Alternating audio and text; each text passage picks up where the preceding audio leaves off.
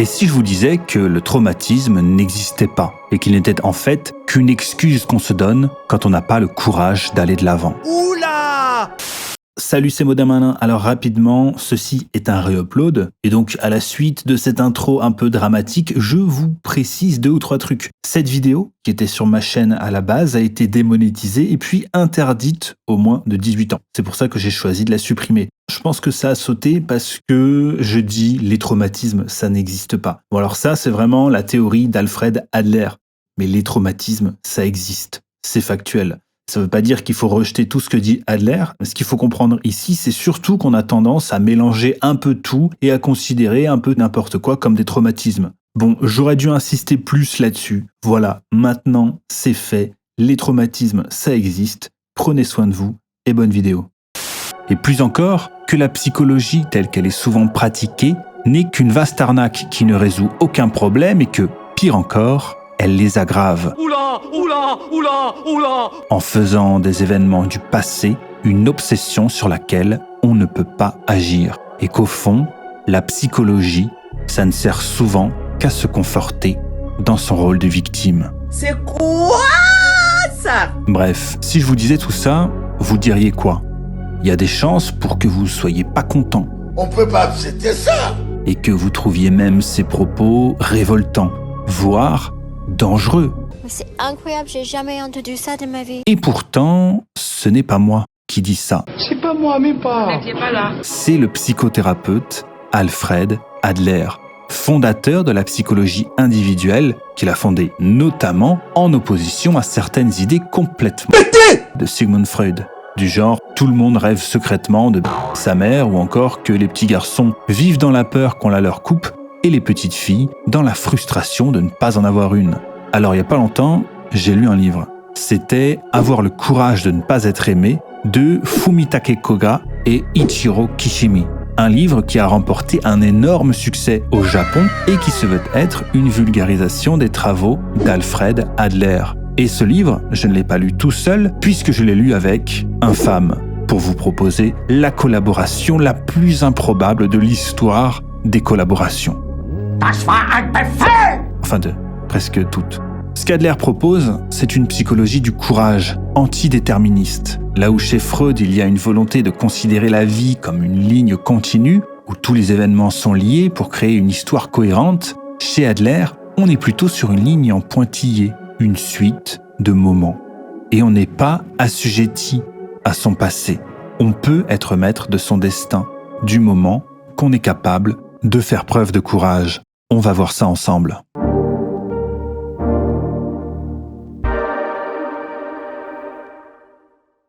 Tout le livre se déroule à la manière d'un dialogue de Platon entre un philosophe et un jeune homme qui cherche à se confronter à ses idées. Le philosophe se revendique de la pensée d'Adler, et pour lui, philosophie et psychologie sont liées. Et l'une des premières choses que va expliquer le philosophe, c'est que la psychologie adlérienne se nomme la psychologie individuelle. Et il y a de nombreuses raisons à ça. Mais l'une d'entre elles, c'est qu'au fond, on ne vit pas tous dans le même monde, parce qu'il y a autant de monde que d'individus. Ainsi, la question n'est pas de savoir comment est le monde, mais comment tu es toi. L'idée, ce n'est donc pas d'agir sur le monde, mais d'agir sur sa vision du monde. Ou pour reprendre un des exemples du livre, si tu penses que le monde est trop sombre, tu peux simplement enlever tes lunettes de soleil. Ainsi, les problèmes des gens ne sont pas innés, mais ils viendraient uniquement de leur vision du monde. Et cette vision du monde, on l'a choisie. Et non seulement on l'a choisie, mais en plus, on peut la modifier. Et le philosophe va dire quelque chose qui va beaucoup choquer le jeune homme. Le mal de vivre est quelque chose que l'on choisit. Et ça le dérange beaucoup. Et peut-être que vous aussi, ça vous dérange beaucoup d'entendre ça. Alors pour comprendre ce qu'il veut dire, on va prendre l'exemple de l'ami du jeune homme, un hikikomori, c'est-à-dire un jeune japonais qui se coupe totalement du monde en refusant de sortir de chez lui. Et l'explication du jeune homme pour expliquer l'état de son ami, c'est qu'il a eu une enfance difficile, trop de pression à l'école, des parents trop exigeants, etc. Mais pour le philosophe, adepte de la philosophie adlérienne, c'est faux. Après tout, beaucoup de gens ont eu une enfance difficile et ils ne sont pas cloîtrés chez eux. Et cette manière de justifier les mauvaises actions par le passé difficile, elle est très répandue. Alors, Ici, on a l'idée que la cause, c'est le fait que ses parents aient été trop durs avec lui, et que l'effet, c'est donc qu'il ne sort plus de chez lui. Mais le philosophe refuse catégoriquement cette explication. Pour lui, penser ça, c'est ni plus ni moins que du déterminisme. Selon cette vision des choses, notre présent et notre futur seraient décidés par des éléments du passé qui sont donc inaltérables. Je vous apprendrais rien si je vous disais qu'on ne peut pas changer le passé. En psychologie adlérienne, on ne pense pas en termes de cause du passé, mais plutôt de finalité du présent. En clair, si vous êtes ce que vous êtes aujourd'hui, ce n'est pas à cause des traumatismes de l'enfance, mais à cause des buts que vous vous êtes fixés. Et c'est principalement en ça que la psychologie adlérienne se différencie de l'approche freudienne, par exemple. L'approche freudienne est une approche étiologique, c'est-à-dire qu'elle étudie les causes d'un phénomène. L'approche d'Adler est téléologique, ça veut dire qu'elle va s'intéresser à la finalité plutôt qu'à la cause d'un phénomène.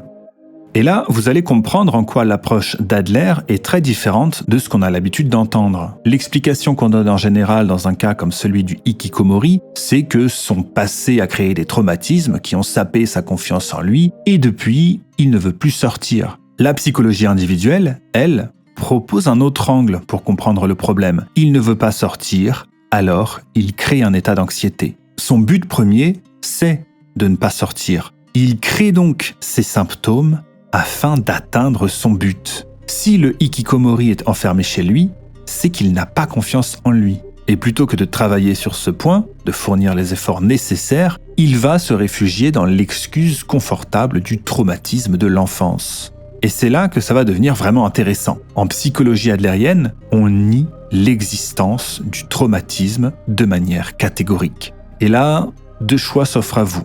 Soit vous trouvez ça super, vous voilà libéré de vos traumatismes, soit vous êtes révolté. On manque de respect à votre souffrance et ça ne vous va pas du tout parce que c'est précisément votre souffrance qui fait toute votre individualité. Pour Freud, l'incapacité à trouver le bonheur est due au traumatisme. Mais dans la psychologie freudienne, on ne s'intéresse qu'aux causes. C'est comme si vous alliez chez le médecin parce que vous avez de la fièvre et que le médecin vous disait « vous avez attrapé froid ». Ça fera 20 €. Oui, merci, mais c'est pas ça qui va me guérir. En fait, le traumatisme non seulement n'explique pas l'état du hikikomori, mais en plus, ça lui sert d'excuse pour continuer sa vie sans rien changer. Or, pour Adler, on ne peut pas être blessé par une expérience. On se sert de nos expériences pour atteindre nos buts. Alors attention, ici, il ne nie pas que quelque chose de grave, voire de très grave, puisse avoir une influence dans la vie d'une personne. Ce serait absurde de le nier. Des gens qui souffrent de troubles de stress post-traumatique, ça existe. Des soldats après la guerre, des femmes, etc.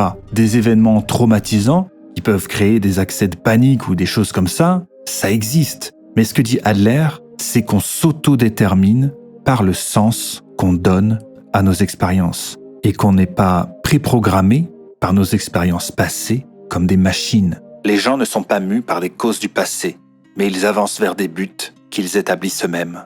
Et tout est là. Un traumatisme, c'est un événement du passé qui appartiendra toujours au passé et qui n'a pas de raison d'influencer votre présent ou votre avenir, sauf si vous le laissez faire. Le traumatisme, c'est souvent une excuse qu'on se donne pour ne pas faire certaines choses ou pour en faire certaines. Si le hikikomori s'enferme, c'est parce que ses parents se font du souci pour lui, que toute leur attention est portée sur lui. Et s'il sortait enfin de chez lui, ses parents cesseraient de se faire du souci. Et donc, ils cesseraient de porter toute leur attention sur lui. Parce que quand bien même cette attention est négative, il reste le centre de leurs préoccupations. S'il se remettait à sortir, il ne serait qu'un individu parmi d'autres, perdu dans l'anonymat. Il serait très commun. Il n'aurait plus cette caractéristique qui le rend si unique. Et plus personne ne s'occuperait vraiment de lui. Il deviendrait en fait parfaitement normal. Et au fond, c'est ça qui lui fait vraiment peur. C'est pas de s'être fait engueuler par ses parents quand il était gamin. Mais tout ça, on y reviendra. C'est infâme, on va pas crier. pour une fois. Modin donc vous a parlé des traumatismes. Moi je vais vous parler du courage. Tu vois le courage, là j'écris le script dans l'avion. C'est ce qu'a pas eu le gros à côté de moi quand il a pris un coca. Il a accepté ses traumas passés et vu que dans le passé il avait pris plein de coca, sa mère lui en avait donné, il était heureux. Il s'est dit je vais reprendre du coca et je serai heureux. Ben ça marche pas comme ça. Donc Modin a dit auparavant que les traumas n'existaient pas, donc j'ai nuancé ça, infâme nuance. 2024, le progrès incroyable. Je dirais plutôt que les traumas existent, mais qu'au contraire, il faut pas les renier, il faut les accepter, parce que sinon on va finir dans le déni. Et le déni, c'est jamais bon. Regarde, un déni de grossesse, ben ma mère, elle aurait... Tu comprends ça. Donc Kishimi dans son livre nous explique qu'en gros on choisit toujours soi-même la réponse et cette réponse on va avoir le courage d'en choisir une bonne ou une mauvaise. C'est une réponse qui peut nous garder dans une zone de confort ou c'est une réponse qui peut nous aider à aller vers quelque chose qu'on va préférer, une situation meilleure. Voilà, tu peux subir un événement négatif mais si tu es intelligent tu vas l'analyser, tu vas pas le prendre de façon émotionnelle comme s'il te marquait au fer rouge, tu vas l'analyser pour que la prochaine fois ça se passe mieux et tu vas apprendre. Ou alors tu vas le prendre comme une marque, quelque chose qui va te taper et qui définira la façon dont tu vas subir les choses dans la vie. Voilà, donc forcément quelque chose de traumatisant par exemple tu vas le subir un moment, mais ce qui va être déterminant c'est quand est-ce et combien de temps tu vas mettre à réussir à sortir de l'emprise de ces événements. Quand est-ce que tu vas avoir le courage de t'en libérer? C'est des chaînes que tu vas te mettre tout seul. En fait tu vois quand on te le dit comme ça paraît ultra logique. Tu dis oui j'ai subi un truc de con, je vais pas me définir par rapport à ce truc de con, je vais m'en servir. Oui sauf que en fait il y a des qui forment la psychologie depuis 100 ans, qui partent de Freud et Freud il te dit non ta mère elle t'a maltraité, tu vas traiter tout le monde mal dans ta vie et tu seras malheureux. Évident, pourquoi reproduire quelque chose qui objectivement fait du mal? Tu vas me dire mais ça coule de source femme comme tout. Tu joues à cache-cache? Non, on joue à... On veut faire peur à ma mère. En gros, faut voir ça comme un shonen japonais. Tu vas pas dire je vais faire telle chose dans le futur malgré ce qui s'est passé dans le passé. C'est pas malgré ce qui s'est passé, c'est grâce, t'as appris, tu t'es amélioré, donc ton comportement il change, oui, s'améliore. En fait, c'est comme si constamment dans ta tête t'avais le mec du collège qui disait si tu fais pas ça, t'es une grande salope. Eh ben, il faut se mettre dans le même état d'esprit, sauf que là, tu finis pas avec ta bite dans la neige à 7h du mat. Le livre ensuite, justement, quand on parle du courage, nous parle du courage d'être normal. Le courage de pas se dire oh, je vais être malheureux parce que moi je suis différent, j'ai vécu ça. Non, accepter son bonheur, ça aussi, ça demande beaucoup de courage. Parce que ça aussi, ça fait partie de tes complexes de supériorité dont on va parler après. Il y a littéralement un mariage derrière moi. C'est le mariage, c'est la beauté, c'est l'amour. Et la fin du livre, justement, sur le courage, se base sur la priorité de l'instant présent. Pourquoi est-ce que le choix que tu vas faire aujourd'hui et te baser sur les envies que tu avais aujourd'hui, pas des envies que tu t'es mis dans le passé, sont plus importantes. Kishimi dans son livre se sert justement pour parler de l'instant présent, de l'analogie de la montagne. Il te dit que certaines personnes visent le sommet, leur seul objectif c'est d'atteindre le sommet, mais une fois qu'elles y seront, elles redescendront. Alors que d'autres personnes vont se laisser aller au fur et à mesure, iront là où elles le préfèrent à l'instant T et seront heureuses où elles finiront, et redescendront pas forcément. Ici tu vas aller là où tu souhaites l'être à l'instant T. Combien de personnes finissent leurs études malheureux en réorientation, en position pourquoi j'ai fait ça pendant 3 ans, pourquoi t'as perdu ton temps? En gros on dit que celui qui est heureux c'est celui qui vit le jour présent comme il le souhaite. Sans tomber dans un nihilisme d'alcoolique qui je suis malheureux, comment devenir heureux, boire de l'alcool? Peut-être pas, je suis pas sûr que ça soit le plus intelligent. Voilà, ton hédonisme, carpe diem, Tinder, je vais me faire sauter, je vais devenir une... Calme-toi. Ça vaut aussi pour les mecs. Je rappelle que tout ça, ça a été écrit par un japonais. Hein, imagine la réputation du hipster qui se tape quand il dit ça au Japon, le mec. Vous avez certainement déjà entendu parler du sentiment d'infériorité. Eh bien, sachez que c'est Adler lui-même qui aurait utilisé le terme pour la première fois. Et quand on pense au sentiment d'infériorité, on pense nécessairement à quelque chose de négatif. Or, pour Adler, ce n'est pas le cas. Bien au contraire. C'est ce qui correspond à la volonté de s'améliorer. Et c'est quelque chose d'absolument naturel. Tout comme l'enfant cherche naturellement à marcher et à parler. Ou bien un bon artiste ou un bon cuisinier, par exemple, ne seront jamais satisfaits d'eux-mêmes et ils auront toujours l'envie de s'améliorer. C'est ça qu'Adler appelle la poursuite de la supériorité. On n'est jamais satisfait de sa situation, on cherche toujours à faire mieux et c'est une bonne chose. C'est un excellent moteur. Les problèmes commencent quand on arrête la poursuite de la supériorité. Comme ceux qui disent qu'ils vont écrire un livre, par exemple, et ils n'écrivent jamais parce qu'écrire, c'est déjà un effort considérable. Mais surtout, soumettre son travail à la critique ou au public, c'est prendre le risque de se faire défoncer. C'est de la merde. C'est de la merde. C'est de la merde. Alors, ils préfèrent vivre avec l'idée consolante qu'ils ont certainement beaucoup de talent, mais qu'ils n'ont pas le temps à cause de leur travail ou de ci ou de ça. Et ils n'écrivent jamais, parce qu'ils ont peur d'être reniés. Ils ont peur par anticipation de la souffrance Et pourtant, essayer, échouer et se prendre des critiques. En pleine face. C'est ça qui les rapprocherait de leur but, qui les grandirait, qui leur ferait gagner en expérience. Mais en vérité, ce dont ils ont peur, ces aspirants écrivains, c'est que leurs rêves soient brisés. Parce que ce qui les intéresse le plus, leur but réel, c'est de les conserver à l'état de rêve, ces projets. Ça leur permet de se persuader qu'ils ont du talent, mais qu'ils ne peuvent pas l'exprimer parce que le monde est injuste. Et ça, c'est ce qu'on appelle, en psychologie adlérienne, le mensonge vital. Alors bien sûr, je parle d'un écrivain ici, mais vous pouvez adapter ça à n'importe quelle situation. C'est quand on rejette la faute sur les autres, quand on dit que si on est dans la situation dans laquelle on se trouve, c'est parce qu'il y a trop d'obstacles, de déterminisme, de traumatisme, etc. C'est quand on refuse la poursuite de la supériorité et qu'on se trouve des milliers d'excuses. C'est quand on arrête d'utiliser notre sentiment d'infériorité à notre avantage. Parce qu'il faut différencier sentiment d'infériorité et complexe d'infériorité. Le complexe d'infériorité, c'est quand le sentiment d'infériorité est mal utilisé. Quand, au lieu de se dire « bon, je ne suis pas assez bon, je vais m'améliorer », on se dit plutôt « je ne suis pas assez bon, je vais abandonner ».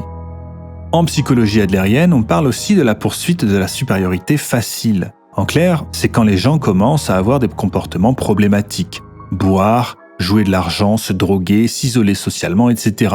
En fait, certaines personnes veulent tout faire pour éviter d'être des gens normaux et devenir des êtres particuliers. C'est leur seul objectif. Ce sont des gens qui font de leur faiblesse des trophées. C'est celui qui dirait « Tu n'as pas idée de ce que c'est que de vivre avec mon handicap. Petite taille, petite...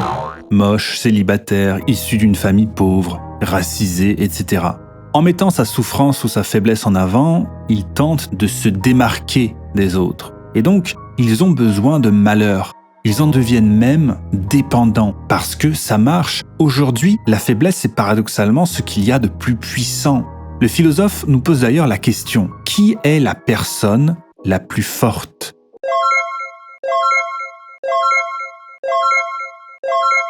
Et la réponse, c'est le bébé. Vous aviez trouvé? Non, vous n'aviez pas trouvé. Dites-moi en commentaire si vous aviez trouvé, mais normalement, vous n'avez pas trouvé. Si vous avez trouvé, c'est fantastique. La personne la plus forte, c'est le bébé, parce qu'il ne peut pas être dominé. Il règne sur les adultes grâce à sa faiblesse. Et beaucoup, comme le bébé, tentent leur poursuite de la supériorité grâce à leur faiblesse. Et ça, c'est ce qu'Adler appelle la supériorité facile. C'est quand la poursuite de la supériorité utilise la faiblesse ou la souffrance comme un outil.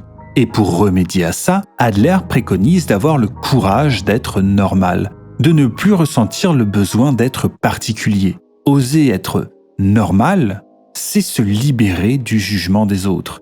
Et à une époque d'ultra-individualisme comme la nôtre, c'est assez difficile à avaler. Et pourtant, c'est la plus grande des libérations qui soit. Parce que si on se juge soi-même comme un être particulier, c'est précisément parce qu'on se compare aux autres.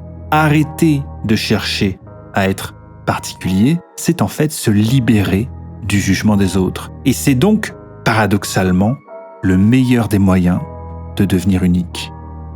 On nous dit d'ailleurs que justement le but de ces relations interpersonnelles, c'est former une communauté. Et en gros, pour former une communauté, Que vous connaissez bien. il faut déjà être avec des gens qui se ressemblent. Ça on le dit pas dans le livre, je le rajoute, c'est ma petite dose de On nous dit justement que pour former ces communautés, il ne faut ni trop de proximité, ni trop de distance. Entretenir une relation avec une personne qui est à des dizaines de milliers de kilomètres, c'est pas forcément possible.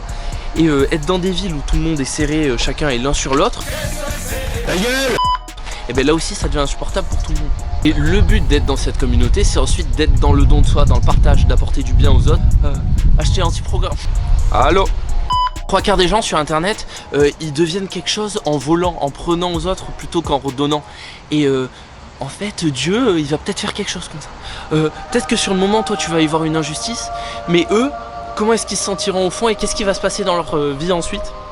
Quand ils prennent aux autres au lieu de donner, On le verra, l'avenir nous le dira. Et d'ailleurs Kishimi nous explique qu'Adler dit qu'une communauté se définit par un idéal inarrangeable, donc similaire un petit peu pour tout le monde.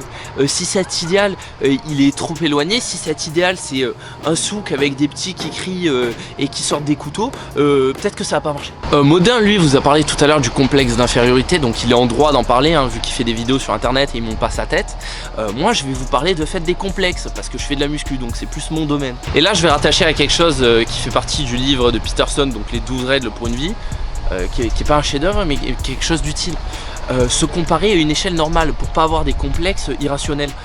Tu vas te comparer à ta salle de sport, tu vas te comparer à ta classe, tu vas pas te comparer à l'échelle d'un pays entier ou d'une ville parce que t'es pas fait pour ça. L'humain pendant 20 siècles avant il se comparait à 100, 200 voire 1000 personnes, il se comparait pas à 65 millions. Ou du moins ce que nous dit directement le livre c'est d'être en compétition avec soi-même, se comparer avec ses résultats passés. Comparez-vous à un petit peu de gens mais pas trop, genre pas TikTok, désinstalle TikTok. Bon voilà, dans ce livre de Peterson qui a été déjà résumé par toutes les tarlouses spé développement personnel qui vous vendent des formations trop chères pour rien alors qu'il y a tout dans des livres à 12 balles.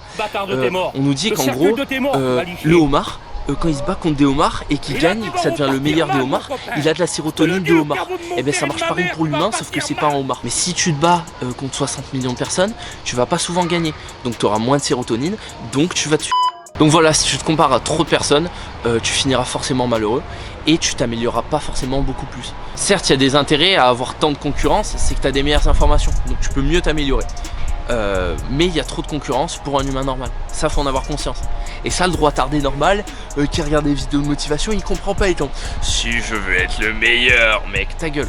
Sois plutôt ce que tu as envie d'être plutôt que d'être le meilleur. Bref, la concurrence elle doit exister là où elle est logique et humaine.